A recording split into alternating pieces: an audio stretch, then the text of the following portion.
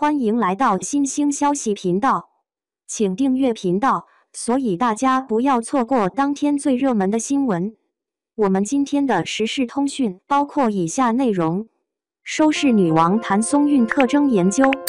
乍看到谭松韵收视女王这个热搜词条，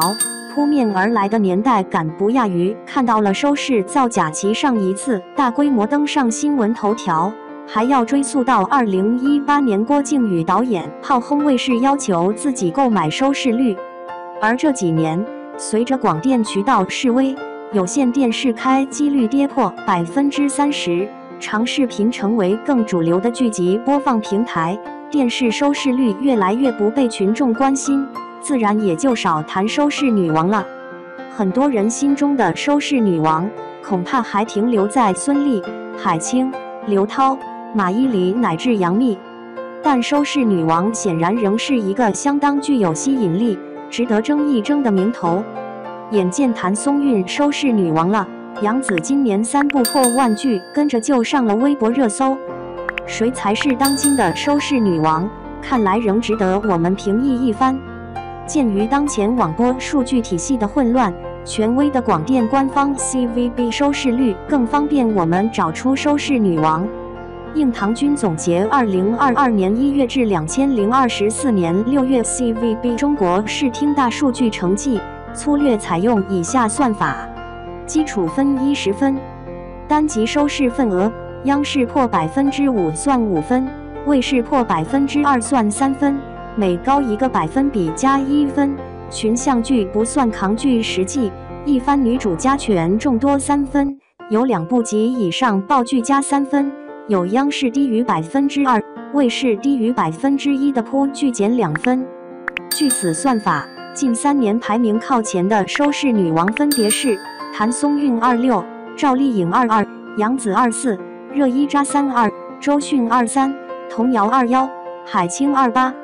黄金时代的选手仅剩海清还在牌桌上，热依扎靠着2部 CCTV8 播出的无所畏惧情满9道湾独占鳌头。紧随其后的正是群众体感扛剧的谭松韵、杨紫、赵丽颖，童瑶靠新居小日子上榜，周迅则有赖于小敏家不完美受害人的可观收视洗刷应唐君认知。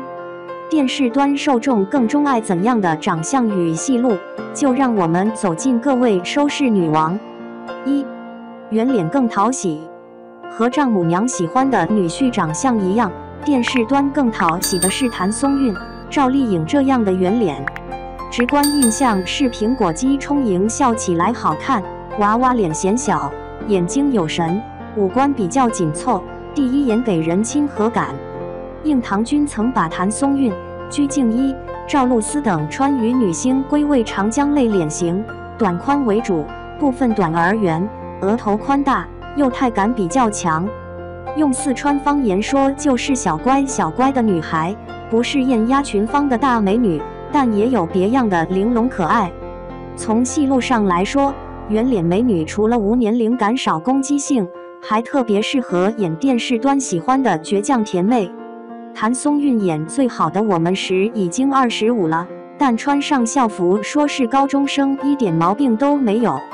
但不知是不是类型依赖了，无论谭松韵演什么戏，片方都会莫名其妙地加一些学生时期画面。早年间还行分界线是以家人之名，这几年也是年龄感上来了，深感谭松韵演大学生出现些许疲态呢。不少网友认为谭松韵身高略长的也不算惊为天人，却能把徐凯、宋威龙、张新成、景柏然、林更新迷得七荤八素，简直算是一桩影视悬案。但就应唐君看，爱上他的霸总们恐怕是智性恋，不喜欢风情万种的职场玫瑰，就爱这一款小巧便携、业务精干、勤恳又倔强的职场栀子花。你比星光美丽说好听是养成系，说难听那就是投资人对创业者的骚扰哟。徐凯手握充足资金，但就是不投谭松韵的公司，非要看他走投无路后才过瘾。让下属安排谭松韵给自己汇报工作，半小时不够直接示意改成2小时。咋说呢？谭松韵的女主总给人一种很好欺负，但你又不忍她让别人欺负的感觉。和林更新搭的请叫我总监也是如此。林更新本来觉得小谭不咋地，可是10分钟不见他就已经宣告霸总职业生涯走到尽头。有这么一个把日程表安排的天衣无缝，且提供任意压榨不反抗情绪价值的小秘书，还要啥大女主？大女主知道霸总爱喝哪种烘焙程度的咖啡豆吗？知道哪种眼神是骂人，哪种又是挑逗吗？同样是圆脸，赵丽颖的职场要比谭松韵下沉一些。她是幸福到万家里开民宿的农村小媳妇儿，是风吹半夏里去俄罗斯倒卖钢铁的机会主义者。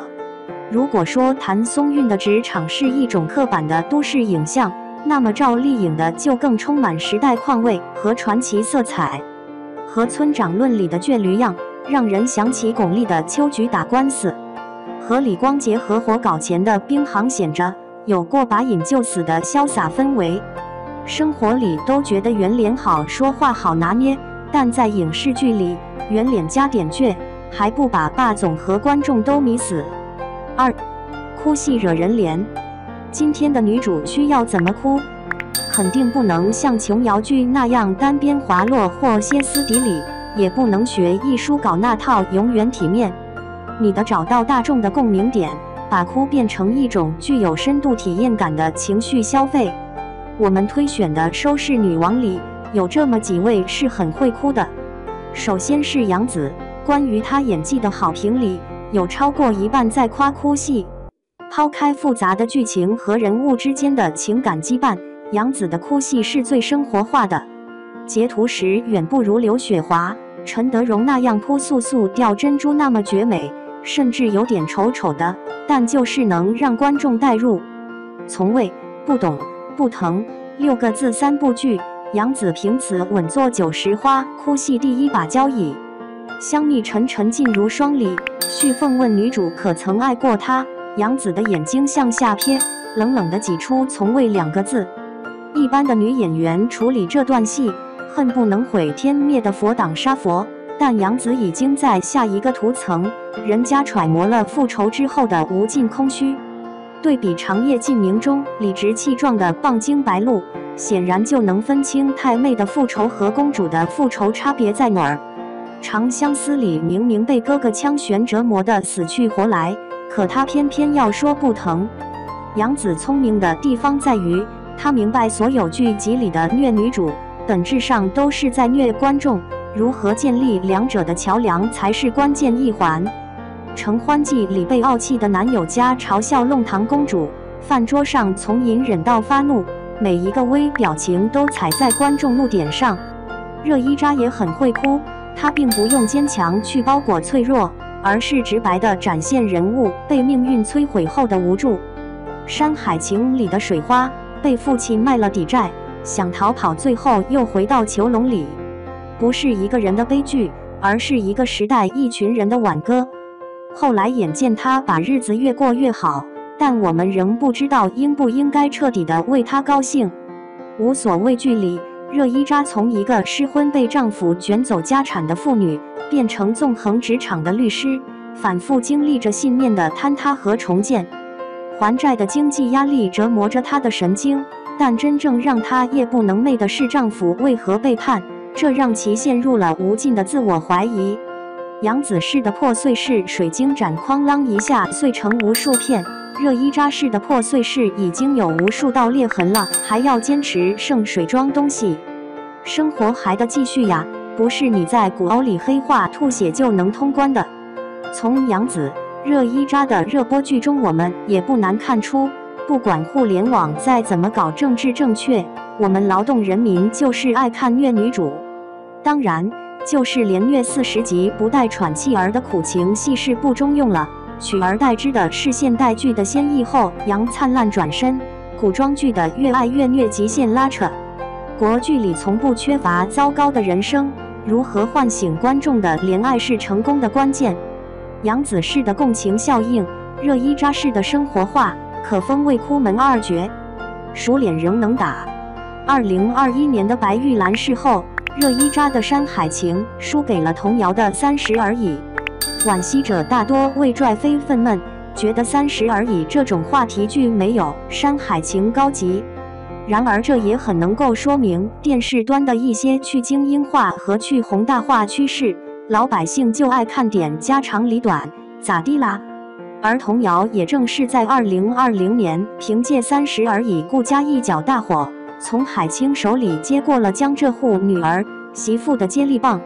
小日子里的上海姑娘，安徽女婿新居里的上海女富婆，和贫穷白月光30而已里努力攀登的江浙沪中产主妇和出轨老公，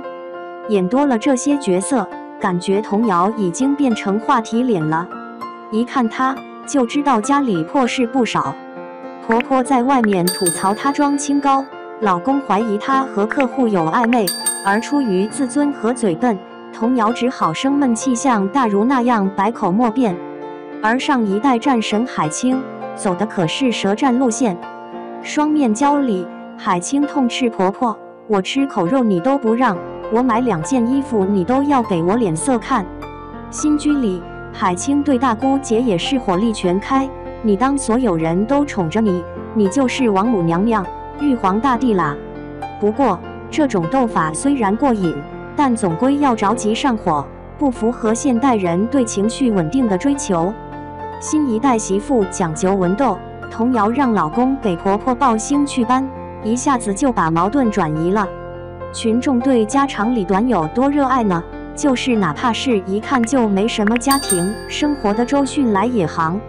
周迅的小敏家湖南卫视是2022年卫视剧收视年亚，仅次于东方卫视的新居，还要压赵丽颖的幸福到万家，谭松韵的请叫我总监一头。除了熟脸在电视端依旧是收视保障，恐怕也有周迅没怎么演过家庭剧的新鲜感。相比海清、陶虹、宋佳、闫妮，周迅演的妈妈显得更神秘，更有文艺气质。当时最禁忌的是克周迅和周逸然 CP， 拜托人家母子只是不熟才会因为裤衩子尴尬，根本不是你们想的那么邪门。